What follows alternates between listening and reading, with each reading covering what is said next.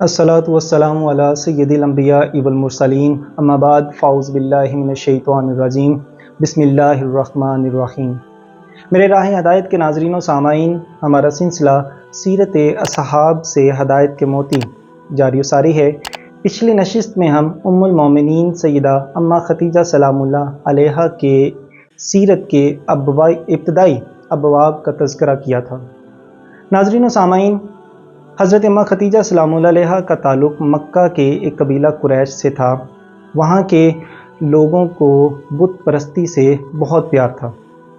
اور وہ بت پرستی کے شرک میں اس قدر مبتلا تھے کہ اس کے خلاف ایک لفظ بھی سننا ان کے لیے ناقابل برداشت تھا۔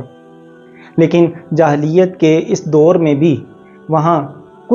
چند ایک شخصیات ایسی تھیں جو کہ فطرتی طور پر بت پرستی سے نفرت کرتی تھیں۔ ان چند ایک شخصیات میں ایک ہماری اماں سیدہ خدیجہ سلام اللہ علیہا بھی تھیں۔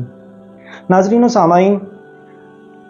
سیدہ اماں خدیجہ سلام اللہ علیہا نہایت اوصاف حمیدہ کی مالکہ تھیں۔ وہ نہایت نیک، راست گو اور با پردہ با اخلاق خاتون تھیں۔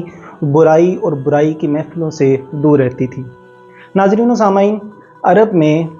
قریش کی عورتوں کا ایک میلہ لگا کرتا تھا جس میں وہ قریش کی تمام تر عورتیں بیت اللہ کے گرد و نواح ارد گرد اکٹھی ہوتی۔ ایک دفعہ اسی سلسلہ میں تمام عورتیں بیت اللہ شریف میں اکٹھی تھیں کہ وہاں سے ایک یہودی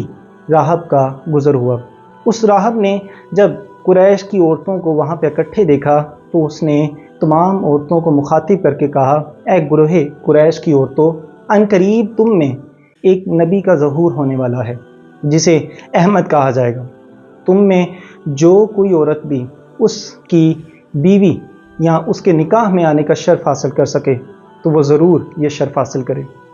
یہ باتیں جب وہاں کی عورتوں نے سنی تو اس شخص کو بہت برا بلا کہا، اس کو پتھر اور کنکریاں ماری اور اس کے ساتھ سخت کلامی کی۔ لیکن سیدہ اماں خدیجہ سلام اللہ علیہا نے اس کے ساتھ ایسا کوئی برتاؤ نہ کیا اور خاموشی اختیار کی،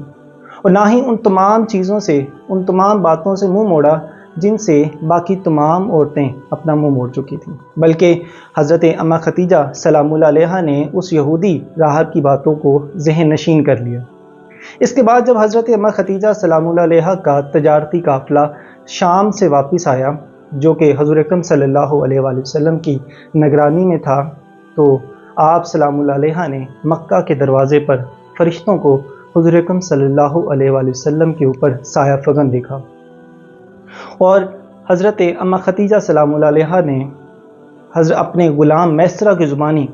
حضور اکرم صلی اللہ علیہ وآلہ وسلم کے تمام اوصاف کو سنا، اور میسرہ نے اس واقعہ کا بھی حضور اکرم صلی اللہ علیہ وآلہ وسلم کے ساتھ جو پیش آیا حضرت اماں خدیجہ سلام اللہ علیہا کے ساتھ تذکرہ کیا۔ اور اس واقعے کے مطابق جب وہ حضور اکرم صلی اللہ علیہ وآلہ وسلم شام کے سفر میں تھے تو راستے میں ایک یہودی راہب نستورہ نے حضور اکرم صلی اللہ علیہ وآلہ وسلم کے اوپر بادلوں کو سایہ فگن دیکھا تو میسرہ سے پوچھا کہ یہ شخص کون ہے؟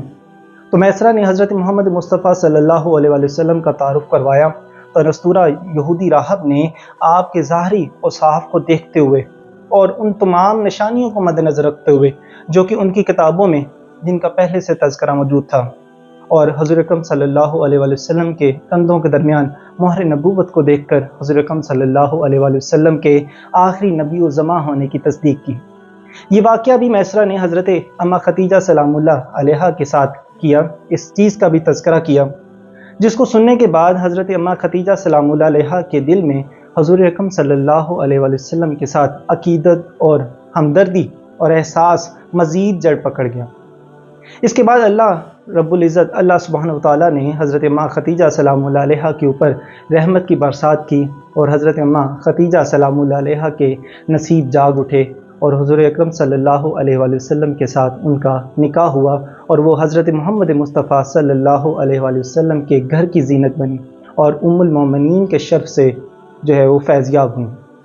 ناظرین و سامعین، حضرت اماں خدیجہ سلام اللہ علیہا نہایت باشعور اور عقل مند خاتون تھیں۔ انہوں نے حضرت محمد مصطفیٰ صلی اللہ علیہ وآلہ وسلم کو کسی بھی حال میں اکیلا نہیں چھوڑا۔ جب بھی حضرت محمد مصطفیٰ صلی اللہ علیہ وآلہ وسلم اپنے روزمرہ کے کاموں کو سر انجام دینے کے بعد گھر تشریف لاتے تو حضرت اماں ختیجہ سلام اللہ علیہا بڑے ہی محبت اور عقیدت کے ساتھ ان کو استقبال کرتی، ان کے اوپر لطف و عنایت کے پھول نچھاور کرتی اور بہت ہی محبت اور پیار کے ساتھ ان سے پوچھتی، اے محمد آپ کیسے ہیں، آپ کے حالات کیسے ہیں، آپ کا دین کیسا گزرا؟ حضرت محمد مصطفیٰ صلی اللہ علیہ وآلہ وسلم بھی بڑی ہی ہمدردی اور محبت کے ساتھ ان کا جواب دیتے، ہاں ختیجہ الحمدللہ، بے شک تمام تعریفیں اللہ ہی کے لیے ہیں۔ اور اس کے بعد حضرت اماں ختیجہ اور حضرت محمد مصطفیٰ صلی اللہ علیہ وآلہ وسلم اکٹھے بیٹھ کر کھانا تناول فرماتے۔ ناظرین سامعین، حضرت اماں ختیجہ سلام اللہ علیہا بہت ہی باشعور دانش مند خاتون بھی تھیں۔ وہ ایسی بیوی ثابت ہوئی جس نے کبھی بھی حضور اکرم صلی اللہ علیہ وآلہ وسلم کے ساتھ تعاون کرنے سے منہ نہیں موڑا۔ انہوں نے جب بھی حضور اکرم صلی اللہ علیہ وآلہ وسلم گھر تشریف لاتے تو حضرت اماں ختیجہ سلام اللہ علیہا کی بڑی اہم اور خوبصورت بات مجھے یہ لگی،